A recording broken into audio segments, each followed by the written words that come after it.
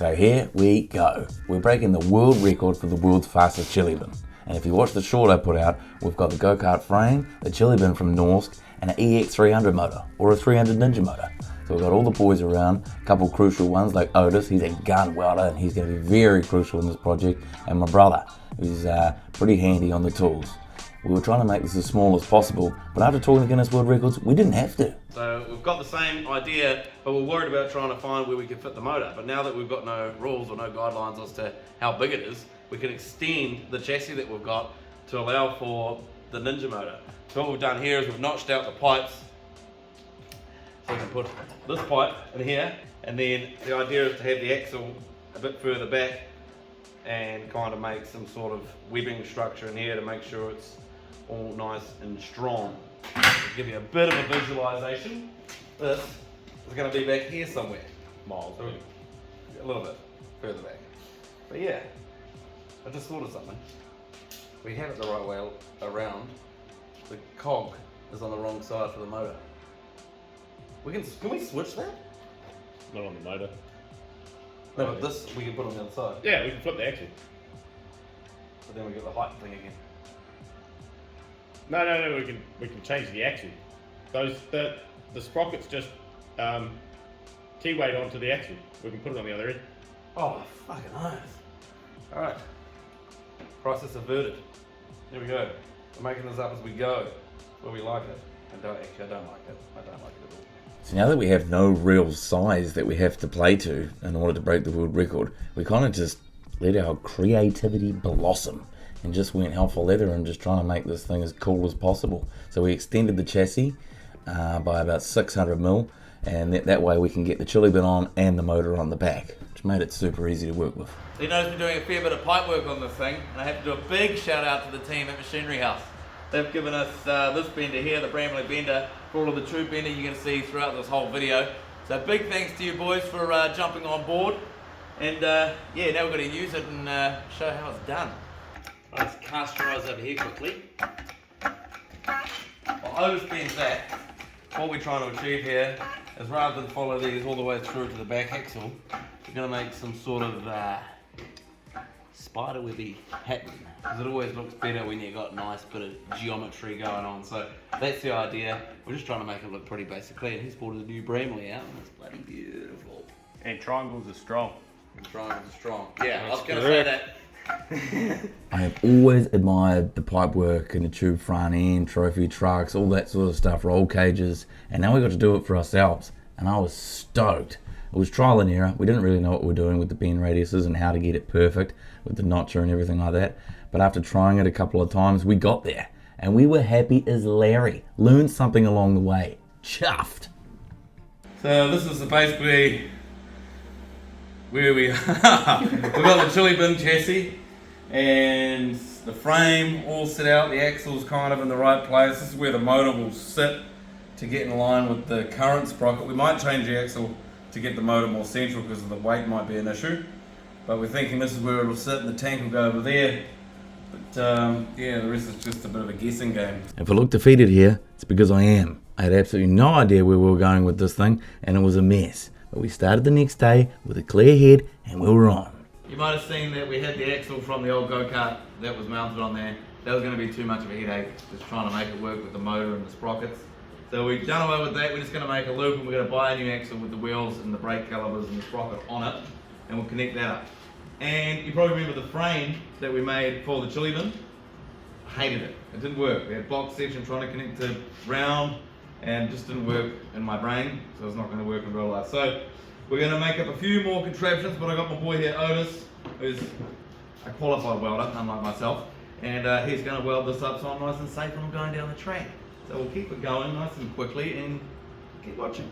So whatever it is, usually I just weld it up. I wouldn't be worried about it, but when it means my life, I prefer someone that knows what they're doing to do it. And notice he's an absolute gun. He's built bridges and all sorts of things, and they're still standing. So I trust him. So we've got our first bit of exo slash construction going on here. This is going to kind of make up the skeleton for where the motor's going to sit.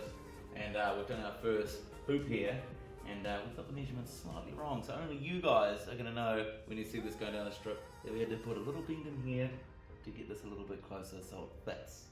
But from here, we're going to do our cross braces back into back so we can lift the motor up so the exhaust can come out, the axle is behind, and then do a couple of bars to go down near the steering column so the whole thing has got another layer of strength rather than just relying on this bottom chassis.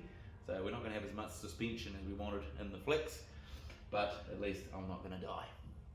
And the next part was trying to figure out how we're going to mount this motor. They had another bracket there with some rubber grommets in it, but it just wasn't going to work with our frame, so we had to come up with something else.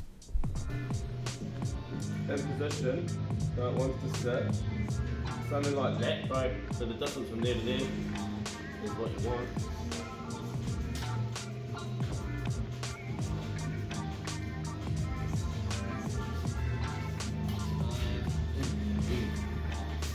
So we needed to make some mounts for the motor, and I had just the tool to do it. I just brought back my CNC plasma table that I built in another video, and I was super keen to make anything. So as soon as the boys needed brackets, I was on that tool cutting them out, and it worked out great. So to get the engine lined up and make it right, we kind of just used the line of the sump where the sump meets the block, and we made that parallel with the frame. We assume that's right. We don't know if it's right. We're just having a crack. Would you like a beer, John? No! Would you like one of your beers, John? Yeah, that's what I thought I'd do. Cheers, John.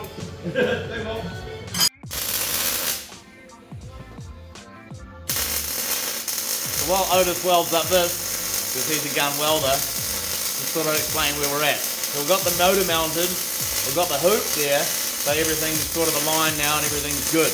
So the next step is to kind of make the exo around it where we can put some panels and cut some cool stuff in with the new plasma cutter. But if you look closely, I did a bit of a funny. My favourite part of this whole build is every time I turn around in the shed, there's someone new there. Always willing to give you a hand, have a beer, and have a yarn. And we're working on the same thing, a common goal, to get this cart going. So when the boys open up or they want to talk, let go of their stress, bad week, whatever, we're all there. And it's all about talking to your mates. You might not be able to solve world peace, but we're about to point in the right direction. So does it kind of make sense now? Got the chili bin sitting where it's gonna sit. Just gonna have to do a bit of a shell around it to the front to give it some strength across here. The motor's mounted, the chili bin's on. It's kind of how it's gonna look. We've got to put the axle on the end, but it's looking all right. And this is where the Bramley bender really came into its own. And me and the boys had to really hone in our skills on bending and notching to make this perfect, because these bars went right from that main hoop we built all the way to the front axles, giving heaps of strength and also holding in the chili bin so it doesn't fly out while I'm going down the strip. We're going to do the radiator mounts, exhaust mounts, and gusset out this whole frame with the new bloody CNC plasma table that I made. If you haven't watched that video, watch it. It's good watching. Cutting out the radiator bracket. My brother Sean, he's working on the exhaust mount. And yeah, we've had a nice tidy up. And that's another one. I know I always say, get out of your head and into the shed. It's always good for the soul. But make sure, clean shed, clean head. It's the same. It's like an artist going in there and starting with a blank canvas. Too much clutter, you're all fucked up. So we're all clean, we're all getting into it. So yeah. Yes. And I'm not telling you what to do, but it works for me. And I've even got mates that just love it with a completely cluttered workshop but know where every single thing is. It's their superpower, certainly isn't mine. When I'm getting into the shed to get out of my head, I need it clean, blank canvas, so roll up the leads, sweep the floors, blow everything off. I just look at it like clean shed, clear head. It's beautiful. So there's our side pods. So these are where my feet are going to sit while I'm going down the strip. But now it's kind of hard to, well, now it's the part where we're going to work out where my feet are going to go for the gear selector and the brake on that side. So it's using the CNC plasma table to cut out some plates to go in here. But first we've got to find out where it's going to locate and how am I going to run that solid shaft all the way through. So I'm going to have to maybe route something underneath. I've got 30mm clearance underneath, so I can run it under there. But it's just kind of doing a bit of math and working out where I'm going to be. But they're the side pods or the side steps where I'm going to have my feet going down the strip.